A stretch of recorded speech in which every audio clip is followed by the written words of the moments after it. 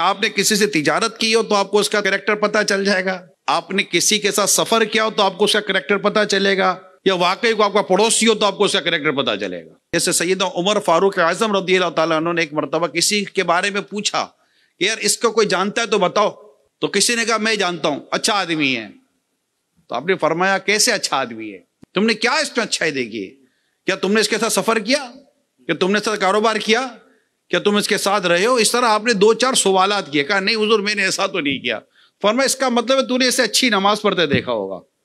کہا ہاں۔ فرمایا تو اسے نہیں جانتا، تو اسے نہیں۔ معاملات کی بات ہی کچھ اور ہوتی ہے نا، ڈیلنگ جس کو کہتے ہیں، اس کی بات ہی کچھ اور ہوتی ہے۔ لوگوں کا پتہ بیسیکلی ڈیلنگ میں چلتا ہے۔